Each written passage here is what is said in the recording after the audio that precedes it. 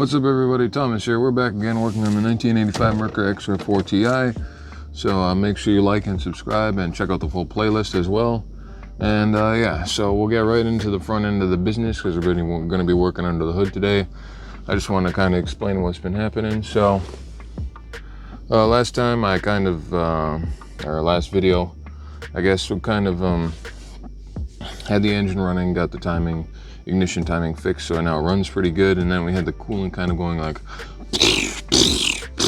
exploding. So yeah, so I did some research, and I have confirmed that the work that I did on the cooling system is in fact correct, to at least the best that I can figure out based on like pictures of Merkur of like automatic engine bays which have the Y pipe, and on a later model Merkurs like 88s and 89s that have the coolant reservoir on the opposite side. So I believe I have done it correctly. So today what we're going to be doing is we're going to be pressure bleeding the system, and so that we should be good. And then we'll either be test driving it or doing some other work on it anyways. So yeah. So this is my pressure bleeding kit and coolant pressure test kit. Got the pressure bleeder right here. I'm not 100% sure how it's supposed to be set up, but I think I've kind of got the gist of it.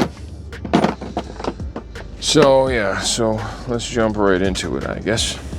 Okay, so this is a vacuum bleeding system. So it's hooked up here, so airline hooks onto here, and this is what will pull the vacuum on the thing. It will blow air through here, and we'll open this and open that, and we'll suck the air out. This tube here is the coolant tank tube, or whatever you want to call it. So once we're ready to fill, we close off this valve, and then once it's got a full, like say 30 inches of vacuum or whatever you want to call it, maybe not 30 inches, but like 30 centimeters of mercury, we'll open that and then we'll slurp in air, basically, or not air, coolant. We'll slurp in coolant and fill up the system. So I'm gonna go grab an airline and I'll be back. Alrighty, so I got the airline here. I'm also gonna hook up, there's a little nipple on the end of this, so we can put a tube on it to collect coolant that shoots out, I guess. Now additionally, provided you have a source of compressed air, you could technically also use this as a leak tester, because theoretically if the system doesn't hold vacuum, then it's got a leak somewhere. Small one maybe, but still got a leak. So I'm gonna hook this tube up, which will go in the battery tray for now, I guess. Now all that we need to do, once you're prepared, is hook up your coolant, your airline.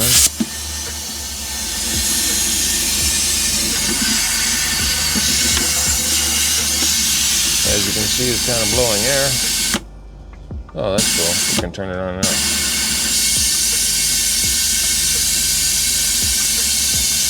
If I'm not mistaken, we should start. Maybe this is causing an issue. Let's see.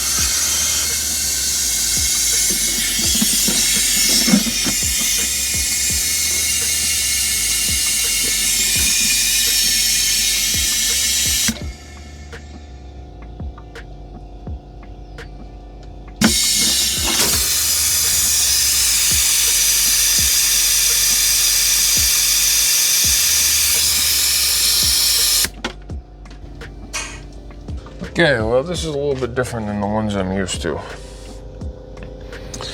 And normally you pull, it seems to be like you hook up the coolant and just have it slurp in coolant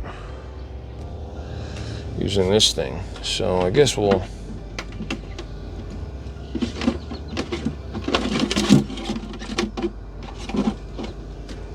try that and see.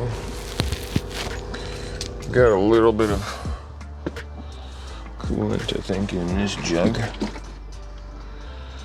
Might have to mix up some more premix concentrate.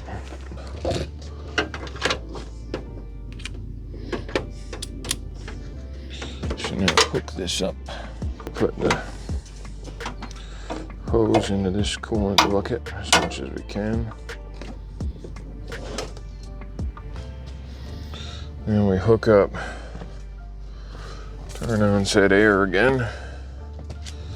Make sure this stays in the bucket.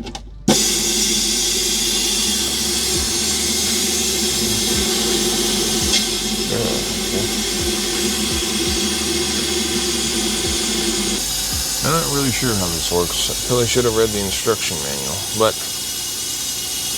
it does seem to be working.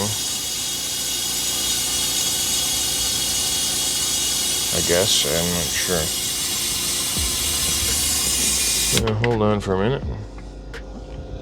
I'm gonna go ahead and read the manual here. Maybe it has some useful information. This is the air. What is this? This must be on, this must be off, I guess.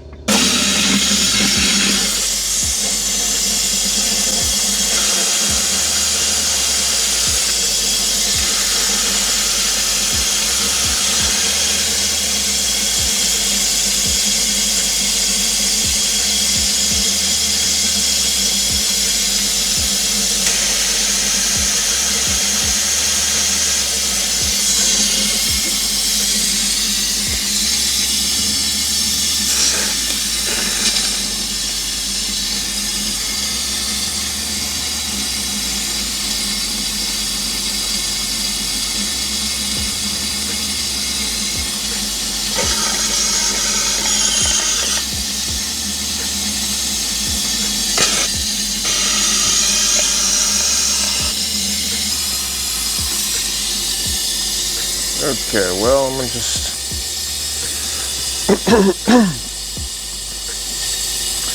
gonna go ahead and assume that's okay.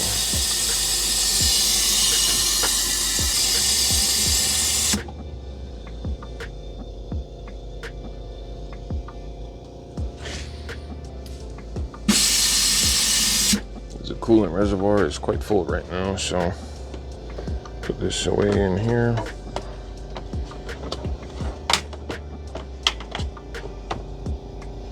Oops, spill coolant everywhere. Just leave that there. Okay, well, I guess it's full.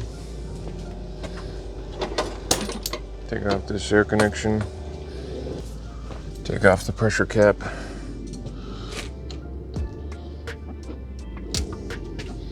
Seeing as it's there, oh, whoops. Throw the actual cap down the hole. There it is right there, and pull this off. Well, it's full now anyways. So we didn't really catch too much in here, so I can only assume it went correctly. Oh, I also need to hook back up the reservoir. And there it is, brand new, and I already threw it on the floor. Pretty satisfied with that. There's a couple other little tasks I'm gonna have to do in order to kind of get this thing finished and ready for its test drive again in the near future. Anyways, guys, this is going to be the cooling system refill episode, and I'd like to again say like and subscribe, and also make sure you check out the playlist for everything else that I've done in this vehicle, including the radiator install and the custom cooling hoses. And yeah,